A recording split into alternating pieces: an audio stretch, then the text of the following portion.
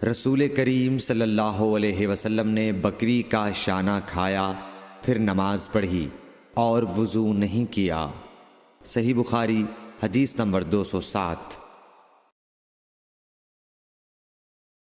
جعفر بن عمرو بن امیہ نے اپنے باپ عمرو سے خبر دی کہ انہوں نے رسول اللہ صلی اللہ علیہ وسلم کو دیکھا کہ آپ بکری کے شانے سے کاٹ کاٹ کر کھا رہے تھے۔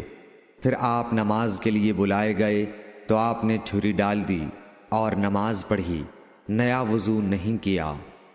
صحیح بخاری حدیث نمبر 208۔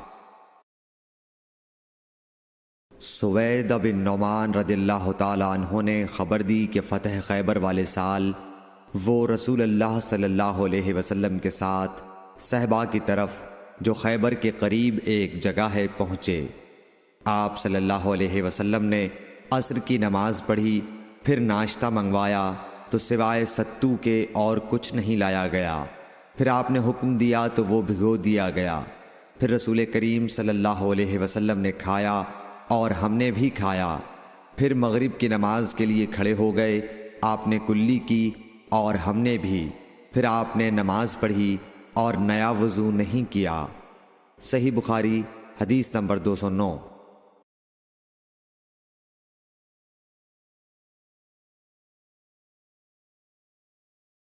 حضرت میمونہ زوجہ رسول کریم صلی اللہ علیہ وسلم نے بتلایا کہ آپ نے ان کے یہاں بکری کا شانہ کھایا، پھر نماز پڑھی اور نیا وضو نہیں فرمایا۔ صحیح بخاری حدیث نمبر 210۔ رسول اللہ صلی اللہ علیہ وسلم نے دودھ پیا، پھر کلی کی اور فرمایا اس میں چکنائی ہوتی ہے۔ صحیح بخاری حدیث نمبر 211۔ رسول کریم صلی اللہ علیہ وسلم نے فرمایا کہ جب نماز پڑھتے وقت تم میں سے کسی کو اونگ آ جائے تو چاہیے کہ وہ سو رہے یہاں تک کہ نیند کا اثر اس سے ختم ہو جائے۔ اس لیے جب تم میں سے کوئی شخص نماز پڑھنے لگے اور وہ اونگ رہا ہو تو وہ کچھ نہیں جانے گا کہ وہ خدا سے مغفرت طلب کر رہا ہے یا اپنے نفس کو بد دعا دے رہا ہے۔ صحیح بخاری حدیث نمبر 212۔